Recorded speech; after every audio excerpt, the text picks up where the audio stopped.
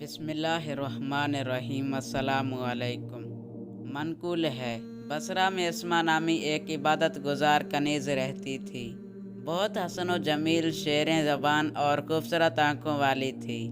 اس کا آقا بھی خوشحال اور صاحب اقتدار تھا۔ ایک دن اس کا حضرت سیدنا صالح مری رحمۃ اللہ علیہ کے اجتماع سے گزر ہوا۔ اس وقت آپ لوگوں کو واعظ و نصیحت کر رہے تھے۔ وہ واعظ سننے والی عورتوں کی جانب جا کر کھڑی ہو کر واعظ سننے لگی۔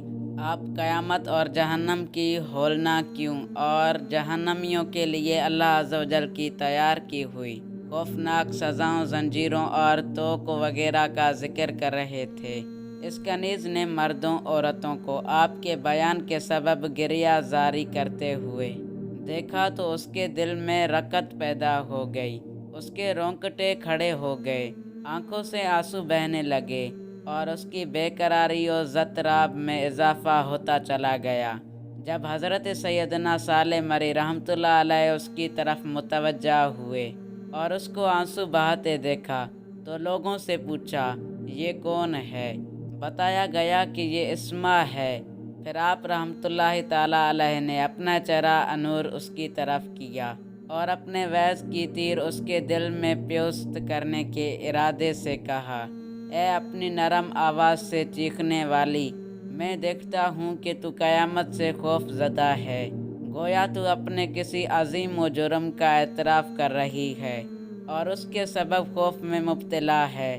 تو نے کرامہ کاتبین اور محافظ فرشتوں کو کئی سال زحمت دی، کبھی کبھی گناہوں میں راتیں گزار دیں۔ کتنے نوجوانوں کو تو نے اپنی لچکدار آواز سے ذلیل و خوار کیا۔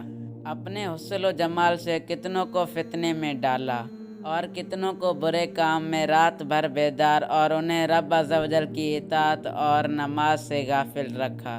محافظ فرشتے تیرے برے اعمال پر گواہ ہوں گے، تیرے گناہوں سے وہ بھی پناہ مانگتے ہوں گے۔ قیامت کی رسوائی سے پہلے ہی جلدی سے توبہ کر لے اور پلصراط سے پاؤں پھسلنے سے قبل ہی اپنے اندر خوف الہی عز و جل پیدا کر لے۔ مصائب آخرت یاد کر کے اپنے آپ پر کچھ آنسو بہا لے، تجھے تسبیح اور دعا بہت ضروری ہے۔ اس باندی نے جواب میں کہا، اے صالح، ماضی میں جہالت و غفلت کی شکار اور اپنی اصلاح سے بے خبر تھی۔ مجھے کہاں خبر تھی کہ میرے ساتھ یہ ہوگا، بلکہ میرا آقا تو چاہتا ہے کہ میں عرصہ دراز تک گاتی رہوں۔ لیکن اب میں اپنے پچھلے گناہوں سے اللہ عز و جل کی بارگاہ میں سچی توبہ کرتی ہوں اور عہد کرتی ہوں کہ اب کبھی بھی گانا نہ گاؤں گی۔ حضرت سیدنا صالح رحمۃ اللہ علیہ نے ارشاد فرمایا، اے اسما، یاد رکھ، جو گانوں کی آواز بلند کرتا اور اللہ عز و جل کی نافرمانی پر ڈٹا رہتا ہے، اس کا ٹھکانہ وہ سیاہ آگ ہے جو طاقتور و توانا جسموں کو بھی پگھلا کر رکھ دے گی اور ذلت و رسوائی اس کا مقدر بن جائے گی۔ پھر اس باندی نے پکار کر کہا، اے صالح، پوشیدگی چھٹ گئی، باطل کا خاتمہ ہو گیا اور حق ظاہر ہو گیا اور وفا نے قربت سے نوازا ہے۔ یہ کہہ کر وہ اپنے گھر چلی گئی۔ اپنے آقا کے ایک غلام سے کہا، اے غلام، تم جانتے ہو کہ میں تم پر کتنی شفیق ہوں، تو تم میرے معاملے کو چھپائے رکھنا۔ یہ میرے کپڑے تم لے لو اور اپنا جبہ مجھے دے دو، اور سنو، میرا یہ راز کسی سے مت کہنا۔ پھر اس باندی نے اپنا لباس اتار کر غلام کا جبہ پہن لیا اور اپنے بال کاٹ کر آقا کے گھر ہی کسی خفیہ مقام پر جا چھپی۔ ساری رات عبادت کرتی، سارا دن روزے سے رہتی، سحری کے وقت اللہ عز و جل کی بارگاہ میں توبہ و استغفار کرتی، گریہ و زاری کرتی اور خوب گڑگڑاتی۔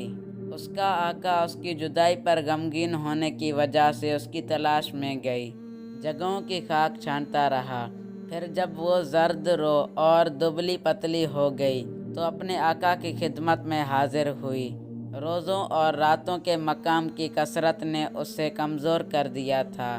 वाजिद व इश्क़ इलाही अज़्ज़ा व जल से उसका हुस्न मानंद बढ़ गया था। उसने आका को सलाम किया। सलाम का जवाब देने के बाद आका ने पूछा, तुम कौन हो? उसने जवाब दिया, मैं आपके दिल का चैन व सुकून, आपकी बांदी इस्मा हूँ। आका ने दरियाफ्त किया, तुम्हारी ये हालत कैसे हो गई?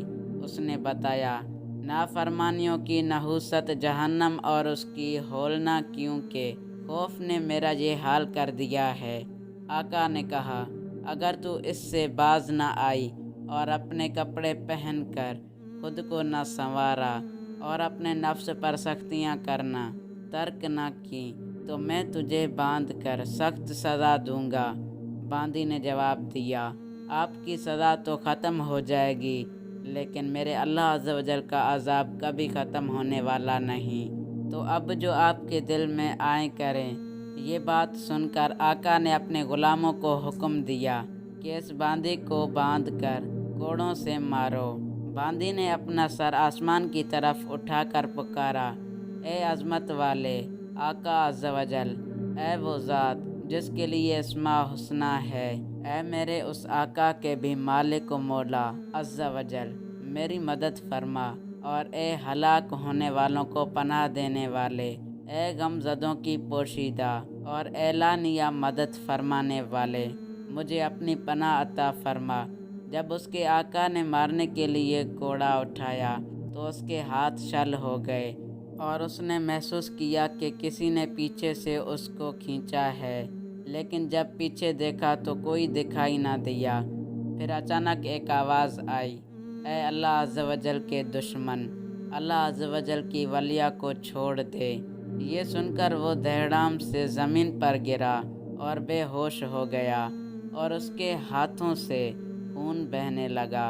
उसकी बांदी इस्मा खड़ी हुई और उसके हाथ से खून साफ करते हुए कहने लगी, ए मिस्कीन शख्स, अपने गुनाह और ख़ताओं से तौबा करके अपने मालिक हकीकी अज़्ज़ा व जल की इताअत अख्तियार कर ले। जब इफ़ाका हुआ तो उसने बांदी से कहा, ए नफ्स को मारने वाली, मुझे मालूम न था कि तुम इस मकाम पर पहुंच गई हो। अल्लाह अज़्ज़ व जल की कसम, अब मैं तुम्हारे रास्ते में रुकावट खड़ी नहीं करूँगा, बल्कि तुम्हारा रफ़ीक बनकर हमेशा तुम्हारे साथ रहूँगा। फिर वो दोनों इकट्ठे इताअत व इबादत में मशगूल हो गए और अपना माल व दौलत तर्क करके बखुशी कनाअत इख्तियार कर ली। ए मेरे इस्लामी भाइयों, जब औरतों ने मर्दों की तरह आमाल सालेहा अख्तियार किए और उन्होंने अल्लाह अज़्ज़ व जल के दर रहमत का कसद किया, उनसे आमाल सालेहा ज़ाहिर हुए तो इनके अहवाल अच्छे हो गए, वो अपने मकसद के हुसूल में कामयाब हो गए। ए अपने आमाल कबीहा पर इसरार करने वाले और कसरत गफलत के सबब तौबा में टाल मटोल करने वाले, तो किस तरफ जा रहा है?